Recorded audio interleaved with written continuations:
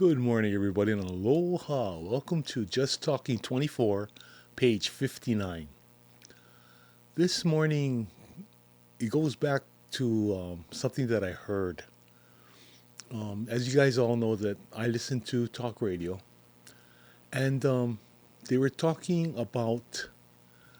Well, this one caller called in and saying, what's happening to to the leadership of this country, and you know, what she says is true. A country only is as good as the leadership, right? Now, if the country follows.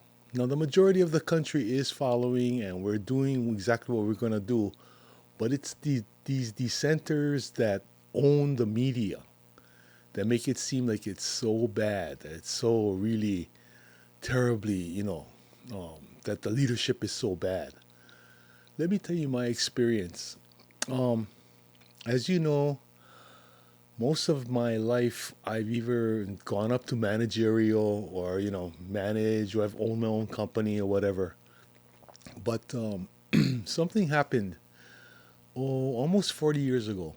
I had my towing company, and the owner of one of the automotive major automotive companies in Hawaii, he bought tickets for a seminar. It's a 4-hour seminar, and these tickets were not cheap. From what I understand, 4 hours cost like over 2 grand. And one of his managers had an emergency come up, family emergency, so he couldn't make the seminar. And so the owner told me, "Hey, you want to go?" And this seminar was, well, I had the afternoon one, which was from 1 to 5, and it was at a local hotel. And believe me, this seminar was packed. Okay, there was not an empty seat in there, and you sat at long tables. And this is how sharp this guy is. Okay, you go to the seminar, and we're all sitting there, and he comes walking out, and he goes, "Good afternoon. My name is, I think his name is Jim something," and he goes, let's begin." And we all look at each other like, "What do you mean, let's begin?" He hasn't handed out anything. The first thing he said tells us, he goes, "You're expecting paperwork, right? You're expecting a folder, you're expecting a pen or something, right? Right. Well, you don't get that as a manager. You have to supply it as a manager. That's what a manager does. A manager takes the initiative and he supplies his own supplies. I mean, his own things. That was his first lesson. We did the 4 hours without any note taking or anything. So everything I've given you is I've I learned it 40 years ago, plus experience, on the way. But one of the biggest lessons that I got, and he went through management of personnel, management of operation, just general things. But the principles that he gave us, we can apply to almost any kind of business. And his definition of a good manager, and I will never forget this, is a person that can identify a problem either happening or about to happen, going to happen. You not only identify the problem, but you come up with a solution. And the implication or the application of that solution will minimally affect the overall operation of that business. I know it sounds really fancy, but all it is you look, you spot a problem and you fix it before anybody else notices it, and nobody knows you fixed it. So, in other words, you don't get the attaboys. And I firmly believe that, when you're a manager, I mean, you don't get all the, like poor President Trump. I mean, he's getting it from all sides, right? No, but you don't get that as an efficient manager. But your attaboy comes from the success of that business. Like okay, I keep blowing my own horn, but I had a towing company, and I learned a lot of things from that towing company. I became number one in the state as a one man operation. At that time, no other one man, in fact, I think even today, no one man operation can boast my volume. Okay. Maybe they can boast my sales because in 40 years, I hope the prices went up. But at that time, no one else could boast my volume or my gross sales. I was towing about 4,000 cars a year. Okay, we only got 365 days a year, and I'm by myself. So that comes out to, yeah, over ten cars a day average. On busy days, like I've had, I had one where that automotive company, they were moving. And so what I had to do was they had a lot of cars, in their lot, and I had to move them about, I would say 4 or 5 miles further west. And these cars had to be towed because they just weren't running. And so, I told him, can I work at nighttime? And he says, yeah, yeah, yeah. You can, you do it, just move them out of here. And so what I would do is I worked, from midnight to say 5 in the morning. I did it on a Saturday night, and I just moved the cars one after another, one after another. That boosted my my gross, my volume. But I'm charging for every one. I charge $40 a car for moving them only 4 to 5 miles. And I had it set up so that I had the security at both sides. Just wait at the gate, and I just went in, parked them, went back down, grabbed another, and I just did that. And then people ask me, why didn't you, hire somebody else to do it? And something like that. If the, I mean, I could have done it. I could have done it that way. But the only person that I would have trusted to do it, he had a family. He had kids, and you're not going to ask him to do it on a Saturday night. And, I don't think he would want to. He was pretty burnt out anyway, because Saturday night, weekends are for the family, right? And even he's human. So I don't ask guys to do anything that I wouldn't want to do. But so anyway, that kind of boosted my volume. But over 4,000 cars a year, and I was grossing, you know, figure it out, on an average of about $50 a car. Yeah, and so I was, I had a successful business, and but that part about the manager spotting a problem and fixing it and not telling anybody about it, or sometimes you did because you had to give orders, you had to bark orders to other people. You don't get that anymore. You hardly get that now. Look, even the big corporations, they're not following it. They're falling apart. Why? Because a lot of these corporations, they don't have the original organizers, the original makers. It's been passed on from generation to generation, and unless the kid really is up there, really sharp, he doesn't realize what it took to build the company, and he listens to other people. And for one thing, a lot of them don't have the drive. What comes to me is Henry Ford, Ford Motor Corporation. Look what happened to that one. You get and excuse me for using this word, but incompetent management. That's why you gotta divide management and family. Personal is personal, business is business. And yeah, we all want our kids to take over and follow in our footsteps. But a lot of times just saying it don't make it so. And you know that. Okay? And that's what's happening with the leadership. That's the leadership of our country. well, like I said, I listened to talk radio, and this lady was asking more about the leadership of the country. How come the Republicans aren't doing anything? And the guy said, "Well, I don't know. I don't know why they're not doing anything." And the reason is because the Republican Party used to be the strong party.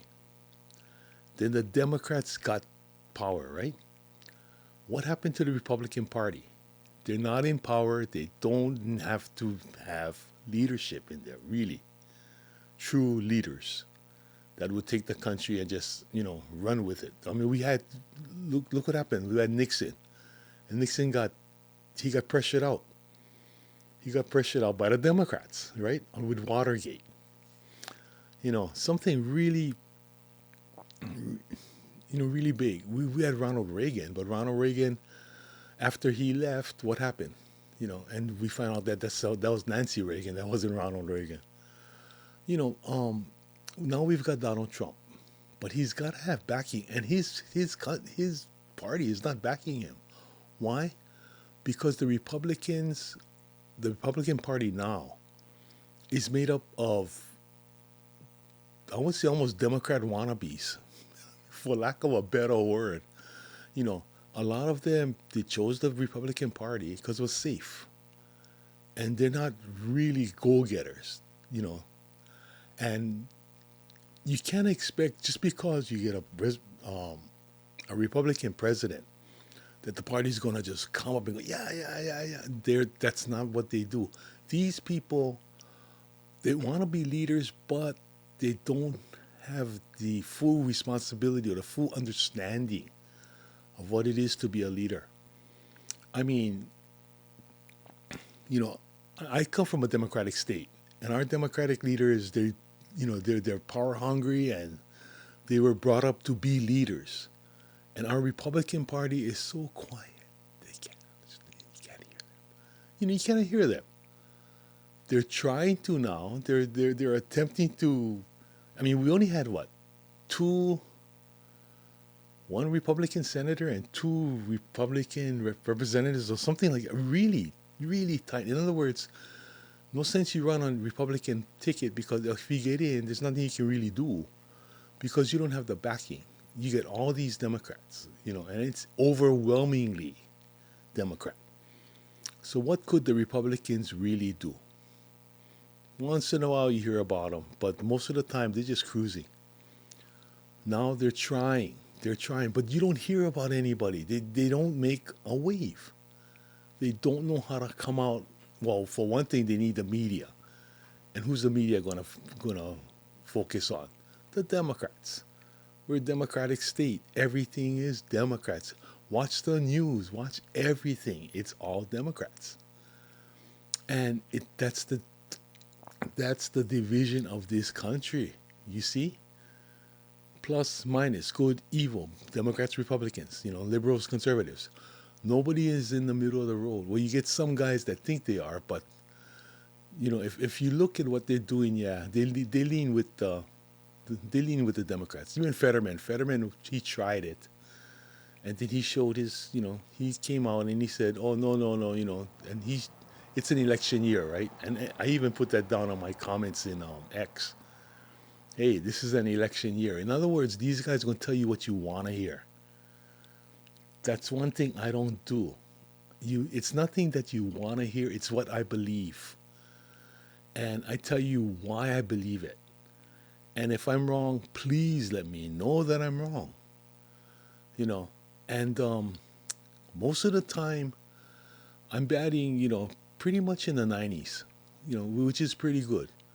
Um, I have been wrong. Oh, I'm I'm not perfect, folks. Like I told you, every time I think I'm perfect, I go down to the beach and I try walk to the reef on the water. It doesn't work. I'm not perfect, but when something like this and you see it coming, if we don't change, all they're gonna do is the Democrats are gonna bitch, and then people gonna put them back in. Why? Because the Republicans aren't doing anything. Um, well, they're starting to. Minnesota. Uh, the local law enforcement is finally getting in. You know, they they had a little short the other day. I saw that the protesters were arrested by the local police. Oh, imagine that, being arrested for doing something illegal by your police force. And people were saying, "Help me, help me." What? Help you what? Help you what? Come to order. Help you, to show that you're getting, the up here finally sinking in. This country cannot live divisively. It cannot. And the Democrats are trying really hard. And this is a election year. And now we're gonna get that save. I hope we get that Save Act. I really do. Um, and how can you ask? Do you need to prove who you are to vote? You know, that is so stupid. It's beyond me, but yet it's a viable subject. People are asking. They're saying, yeah, why not just let us vote? Trust me. Yeah, right. But I'm hoping that that Save Act comes true, and I'm hoping that the system that's in here, it's not going to change overnight, folks. It won't. Please do not. But move it in the right direction. Move it in the right direction. Everybody wants, you know, instant, instantaneous gratification, and there's only a few things that give you instant gratification. Yeah, like when you AT&T somebody, that gives me instant gratification. For those of you that don't know what AT&T a person means, or AT&T something, AT&T, American Telephone and Telegraph, one of the largest. I don't know if they still are. I think they still are, but communication companies in America, and one of their advertising slogans was to reach out and touch someone. You know, AT&T, we're so lifelike. It's almost as you're right there touching someone. And so we take that literally when it says reach out and touch someone, you know.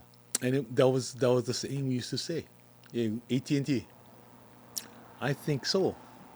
And when a person told, when we talk to each other, AT&T, it's coming out. You reach out and touch someone. Either you're going to grab them, or you're going to hit them, or you're going to have physical contact. And it worked, you know. And it's like the guys in the hoods on the West Coast saying, 187. 187 just means to kill someone. Well, like I said, we all talk in our own little, codes. But that would give me instant gratification. Ooh, you don't know how good that feels. But and I'm like that too. Whoa, whoa. That was a big truck at 4 o'clock in the morning. Why, I don't know. But it's the instant gratification part. I like that. I like instant gratification, but I also like something that you put into play, like a good recipe. You get all your ingredients, you put them together, you take the time, and when it comes out to be a great dish. And like I said, like my Portuguese bean soup takes 3 days, but you gotta taste that soup after 3 days. Um, I've brought to work. I've had people, and well, her name was Laurie. She was the clerk across the street, well, across the hallway in the chemotherapy department, and she was Portuguese. In fact, her father, um, he won awards for his Portuguese bean soup. People would rave about it, and she tried it, and she said, your soup is like a stew. I said, yeah, that's how we ate our Portuguese bean soup. You eat that. It has everything in it, plus the kitchen sink, and you eat it with a piece of sweet bread. That's Portuguese style, right? And she goes, Cam, this is one of the best I've tasted. And I said, yeah, okay, thanks. And she goes, no, no, no, I mean it, really. A lot of times you tell people it's the best they tasted, but it's not really that good. But to make them feel good. She goes, I'm not trying to make you feel good. This is the best Portuguese bean soup I've ever eaten. So when someone tells you something like that, that kind of that's a pat. You know, you're doing the right thing, and it takes days to make, and we just gotta just have patience in our leadership. But see, in Hawaii, it's hard. Even doing this telecast, this channel, I never proposed it for Hawaii people because Hawaii people, we're followers. We're not leaders. Our leaders, they're so. Right now, we had this. There's a story about a local, well, not a local politician receiving a $35,000 payoff in a paper sack. Okay, one paper sack. And the controversy was they wouldn't come out and say who done it. Not that it wasn't done. That's the part that got me.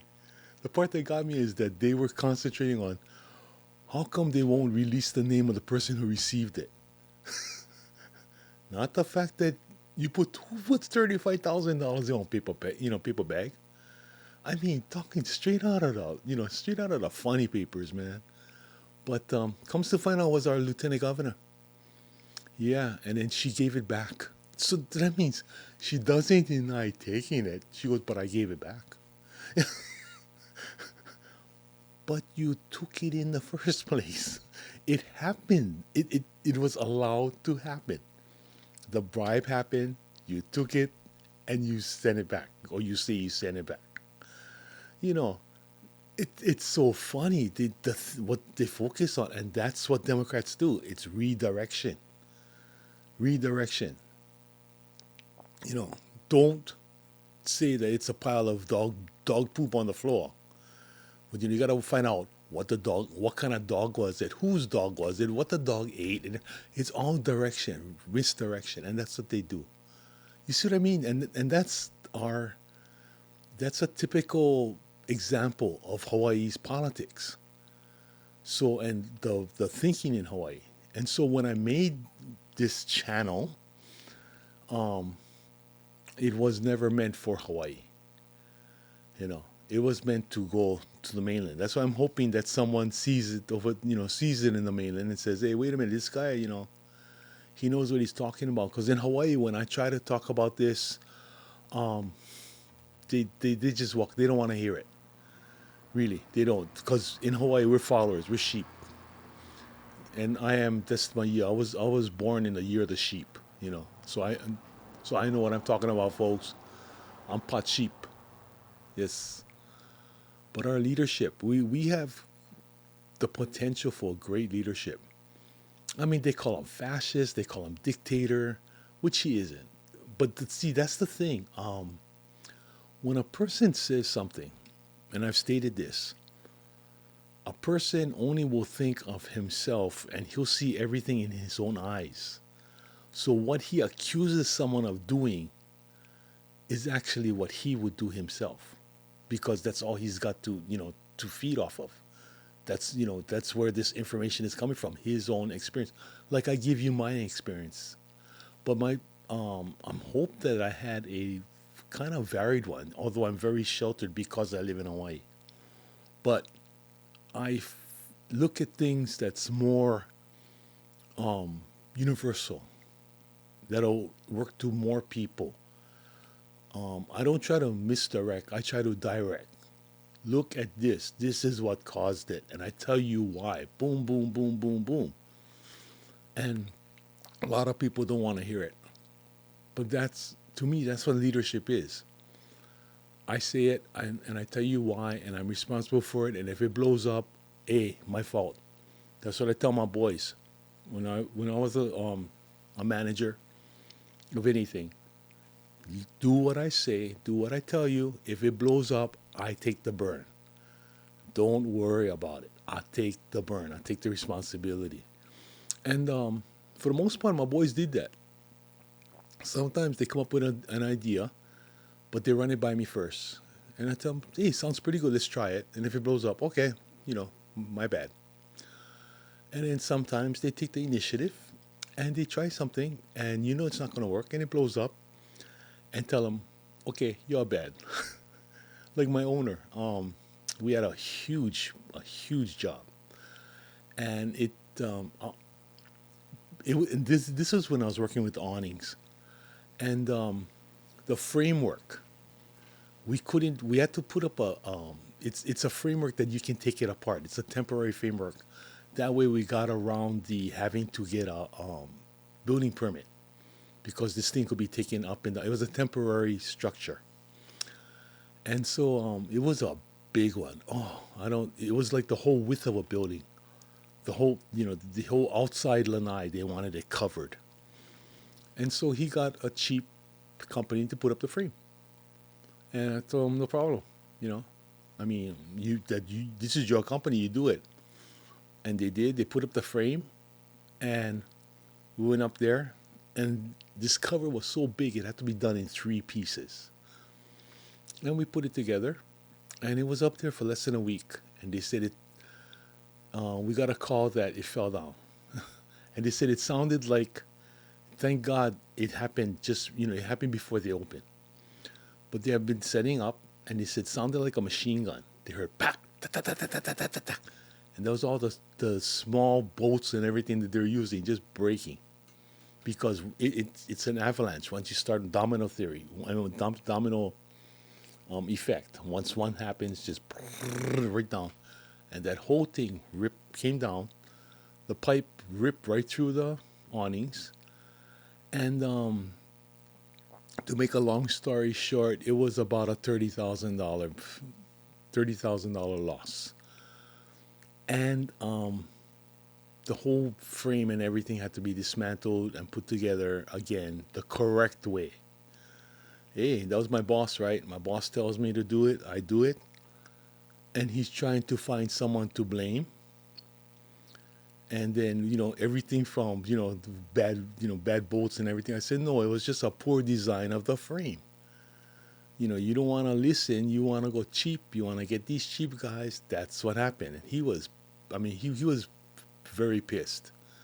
But what can he say, right? That's what I said. If you're the manager and you make a decision, and I told him, I said, okay, that's all I told him. If you want to get the cheap guys, fine. And I was hoping that they did a good job because we put it up and I looked at it and it didn't look that's sturdy. I like sturdy. Okay, I like sturdy. And so that's what happened. And that was just one of several.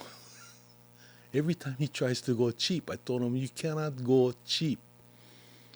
And he didn't build the business. He got the business from the original founder who retired, and he said, "Okay, I'll buy you out," and he bought the guy out.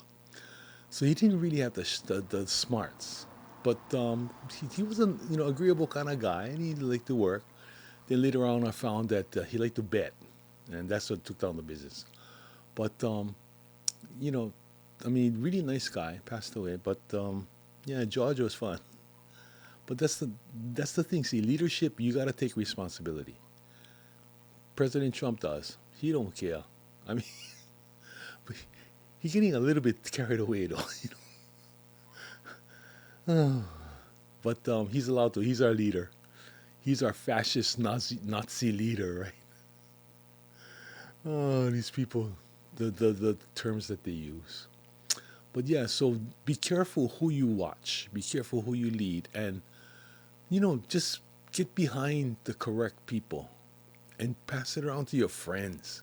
Tell your friends, hey, this guy's okay. Even if they don't want to hear you, because when it comes out that he was right, at least you can say, "I told you so." That I like that in gratification. Watching people's faces when they say, "Yeah, I told you so," right? Didn't I? And they get so pissed, but what can they say? You're right. But anyway, this week it's gonna be Valentine's Day. Happy Valentine, happy VD. And on Tuesday, it's Kungi Fachoy. Actually, Kungi Fachoy is not the right. It's right, but it's not right. It's wishing you prosperity for the new year. And you know the Pakis, they like the lisi, they like the money. So yeah, Kungi Fachoy, everybody. Happy New Year, the year of the horse, and love each other, talk to each other, respect each other. Okay, and have a great week. Ahui ho, maalama pono. And of course, from me to you, always from my heart, aloha. Love you. Like, subscribe to your friends. Please ask questions. And I'll see you next week. Bye bye.